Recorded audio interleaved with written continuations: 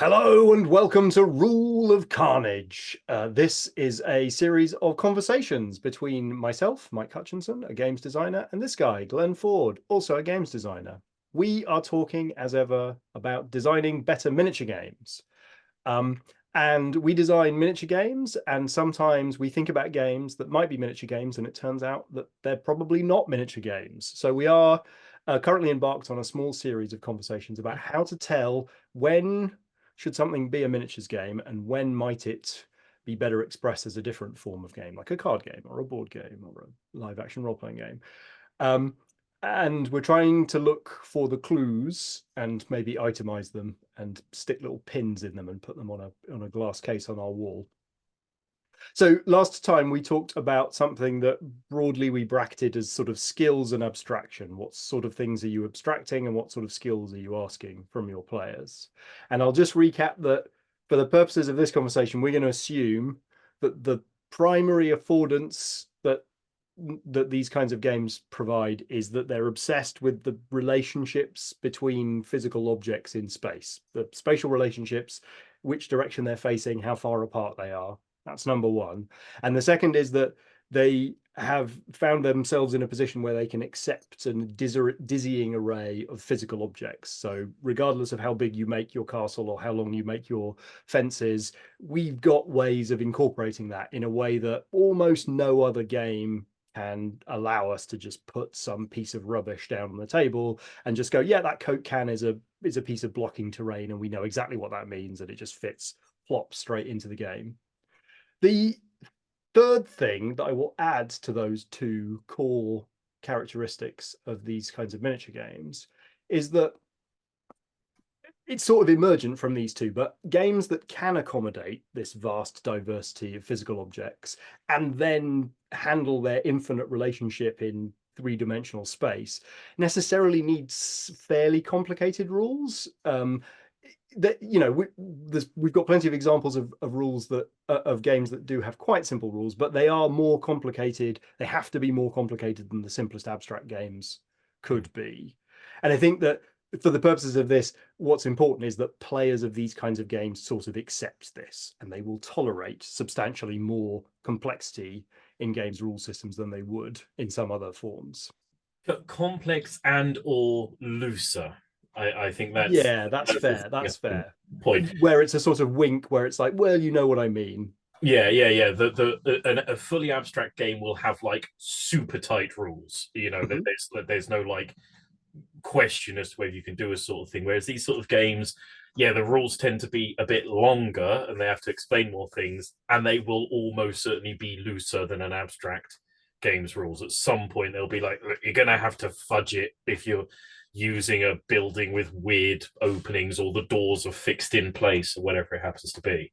Yeah, so with those three things in mind, like where we left off last time was the skills that you're possibly and probably testing in a miniatures game are somewhere in the region of judging distances between objects, judging the sort of relative, like the movement rates and therefore the probable future configurations in space of some things after they've marched, and did they run and how far are they going to go, and being able to put yourself into the sort of empathically putting yourself into the perspective point of a little trooper or tank somewhere on the battlefield, such that you can kind of interpret intuitively what's going on and what they'll be able to see.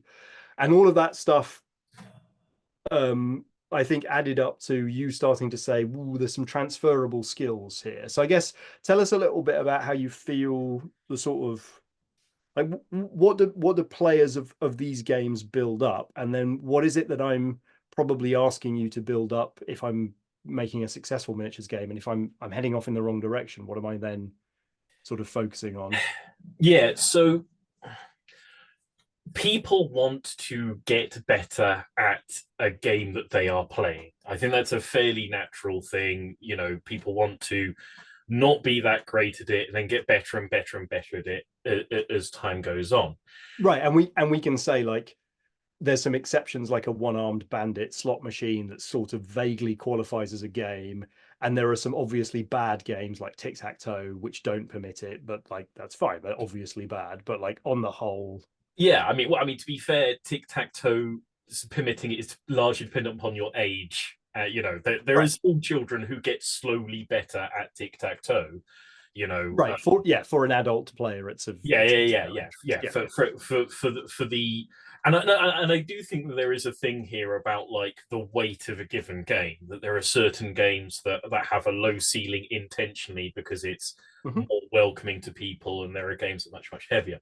But and this is one, I guess it's a bit like whether it's about the size of the learning loop or whether it's about intrinsic and extrinsic skills. I'm not exactly sure the best way to word it, but a thing that is unusual, not unique, but unusual to these games is that you tend to come to the game with a thing you have like built or written an army list, something of that nature, which is an expression of the skills you have built up about the game and will significantly impact the probability of you winning that game in a way that board games and card games, as a rule, absolutely do not allow you to do.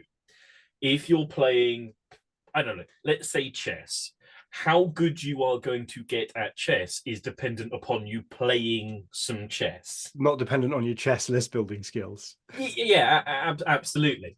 You're gonna need to play some chess. You're gonna need to learn some chess. The rules and the sort of heuristic abilities you're going to build up are going to be acquired at the chess board. And okay, professional chess players, obviously that's not actually true. They're going to sit down and study a book. But in something that isn't chess, if I'm playing, I don't know, Carcassonne, I'm not going to go away and study how to play Carcassonne book and read through the Carcassonne games of Carcassonne Masters.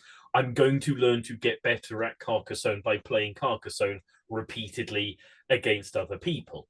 Whereas if I'm playing a minis game, the loop of my getting better at the game is something along the lines of I play a game, I maybe make some piloting errors that are these sorts of things I learn about in the way that I will learn to be better at, say, Carcassonne.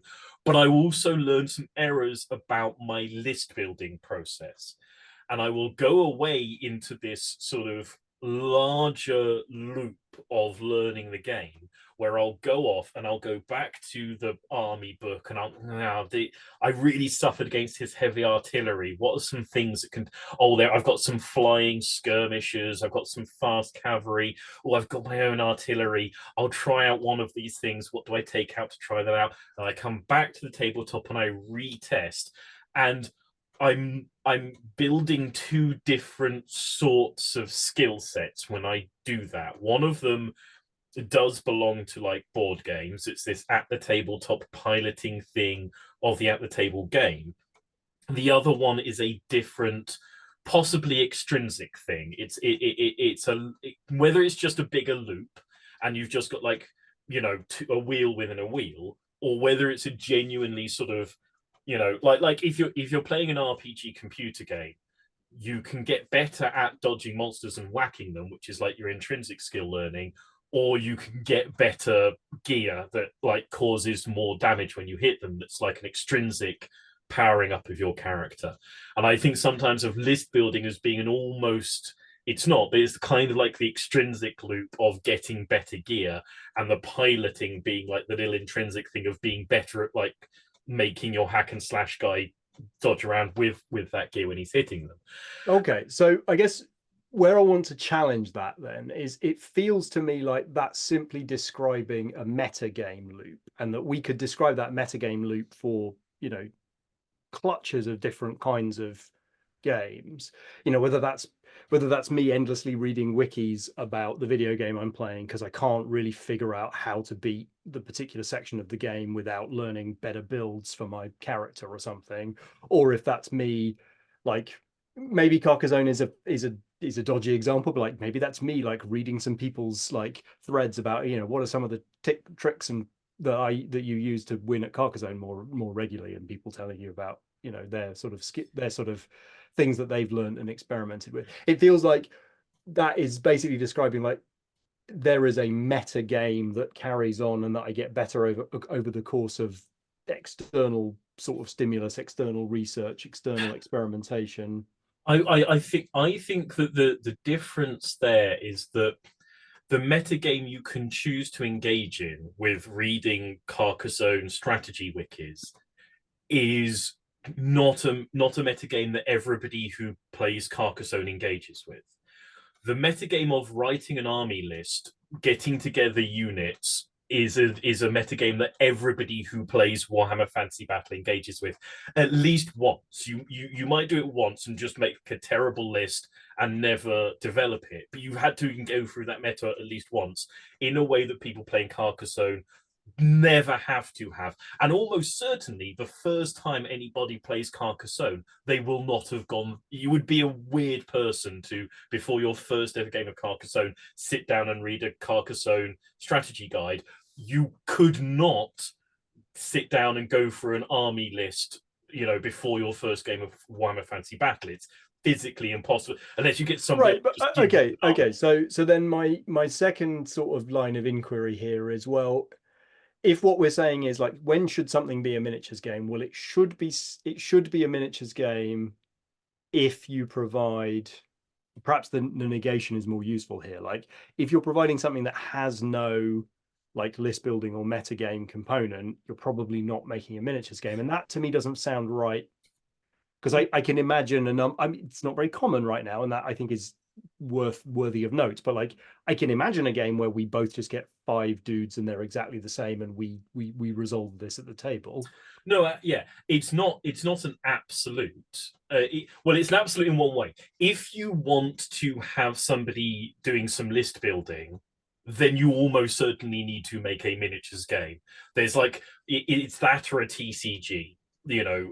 Otherwise you're going to be making an absolute unicorn of a game. So if you want that, if you want to give people, if you want the solo sort of larger wheel to be the normalized process of playing your game, rather than a place in which like weirdo specialists, like pro Carcassonne players, the very fact of saying that seems insane and bizarre. Okay, but that's useful because by providing the mini games or TCG, that actually really helps me understand, because it's like, well, because each time I tripped over this, I was like, well, yeah, but you would do this in Magic, or you would do this in Arkham Horror, and the answer is yes, and that's the other place that you would do this, but think of a third. Yeah, it's a weird thing to ask people to do, and we accept it for deck building. And it's deck building, whether it's TCG, whether you mean deck construction, so as not to be confused with. Well, yeah, Minion. yes, because deck building games have sort of just stolen the term, and now it's had to be retconned to be deck construction. But yes, deck construction games and army list sort of writing games are the two widely accepted places where doing a crap ton of homework before your first game is like a fairly accepted thing to think now. Are we demonstrating our lack of understanding of like hardcore D&D playing here? Like, is there also a third place here, which is if you are a fairly, like, what do I want to say, like a mechanically interested, like a tactically minded role-playing player, you might be investigating a system and thinking about your upgrade tree. And again, I think that falls into the crowd of like, once you have developed into a certain sort of player, having played these certain sort of games a lot.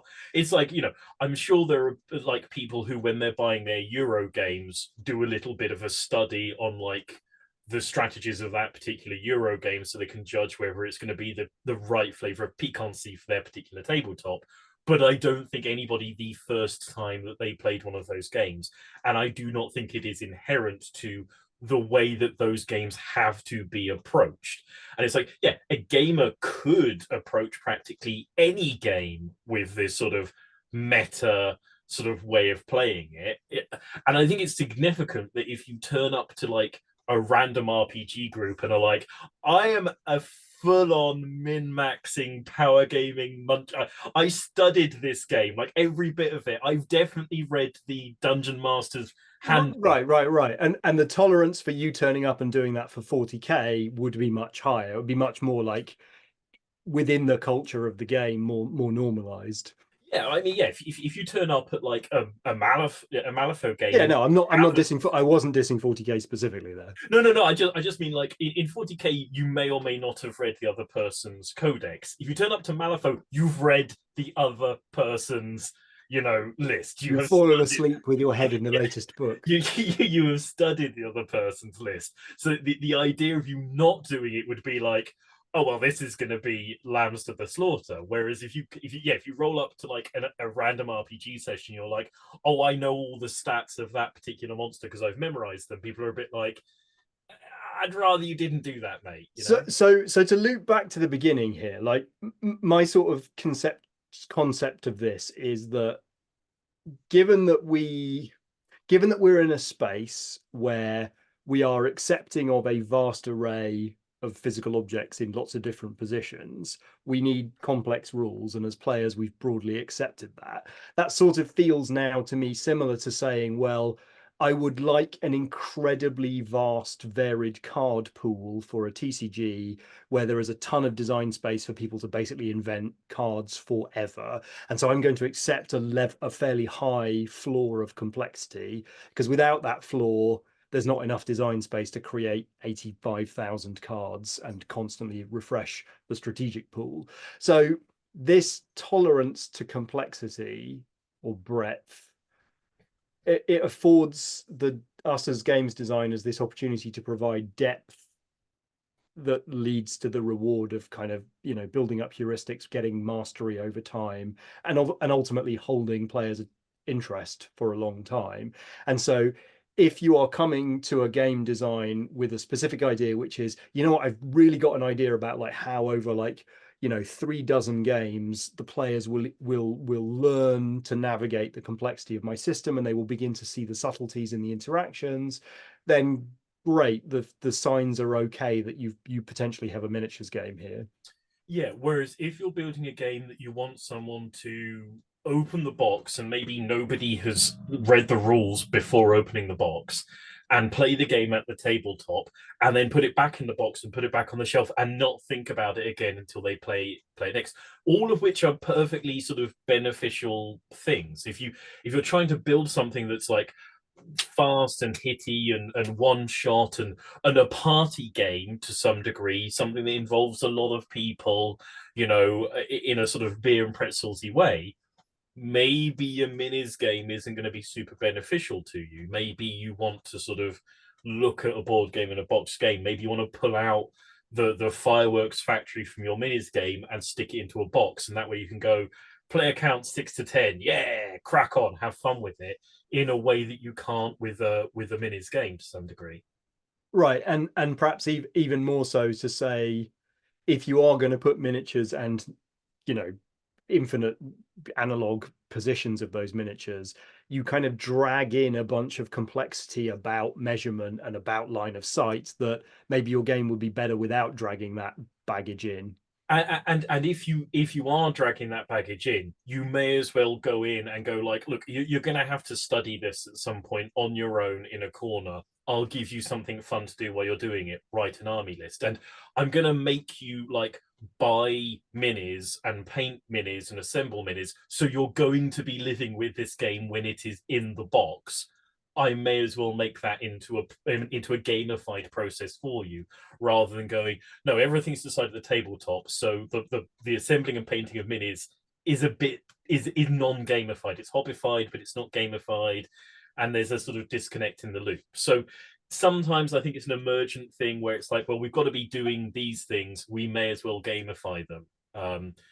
Right, which I think is going back to X-Wing, the miniatures game. Like I think, line of sight with the sort of triangular things on the bases, that wasn't the perfect expression of like they dragged in the baggage of movement, but they solved it with templates. They dragged in the baggage of line of sight, but they at least had square bases, and they did put really obvious lines on it, and you had a stick, so you could just. But like, I still see people struggling with line of sight routinely in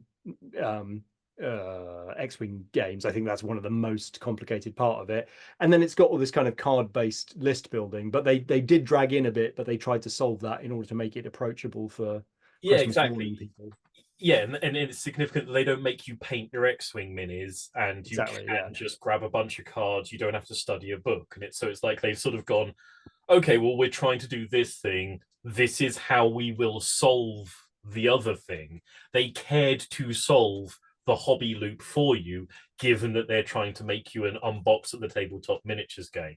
And I think that in another way suggests, like, if you are trying to make the other sort of thing and make it a minis game, consider how you're going to solve the problem of the way that minis games sprawl out into people's other life.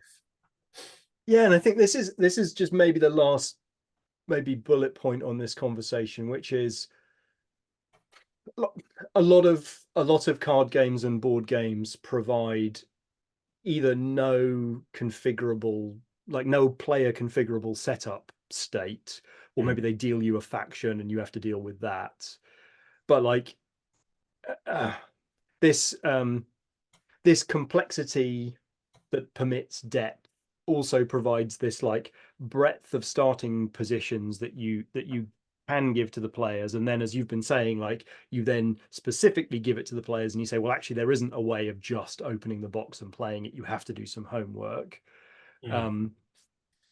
And I don't know, like most box games, I'm trying to figure it, like, to go back to when should something be a miniatures game? Like, is it the case that if you aren't providing this, you aren't making a miniatures game? I don't think it is. It's just if you're trying to achieve that sort of very varied starting position, then again, a game that can afford you the depth of rules that would allow you to provide a great panoply of that, like, this is a good place to do it. Yeah, and I think I'll sort of round off by saying, I know people who believe that the defining feature of these games is list building. That they think, like, this is one of the top three things that defines one of these games. You have to have list building in one of these games, which I don't think is true. I understand where it's coming from, but if you really want to make a list building game, if there's a lot of richness and interest in the list building in your game, yes, make a minis game. If you don't want to make a list building game at all, maybe you can give people a set of minis in a box, and maybe once you've got a box, the other things you're going to put in it might be a board that's got a grid on it, and you'll save yourself a lot of headaches. And I think these are more a sort of process thing where it's like, well, what do you want to do? What's going to get in the way of that? And what will the alternative solution afford you to make a quicker, faster, funner game than the one you might have been planning to make in the first place? And I think on that, we'll round up this particular conversation. Again, look, if you're working through some of these ideas yourself, if you've got prototype ideas, you've got fledgling concepts, drop down into the comment section, tell us about them, tell us where you're going on the journey, whether you're considering different ways of doing it, or if we've made you think, maybe my minis game isn't a minis game, drop down in the comment section and tell us that. Hit the like and subscribe while you're down there. And then take a little look at the links. In the links, there's our Discord, where you can go over and have this conversation with other people. And there's Mike's Patreon, where you can swing by and throw money at him for giving you the benefit of this splendid wisdom that he is handing out to us here. But for now, and from this conversation and from this episode of Rule of Carnage, I think we'll say a thank you and goodbye. So thank you and goodbye. Thanks, Glenn. Bye. Thank you. Bye-bye.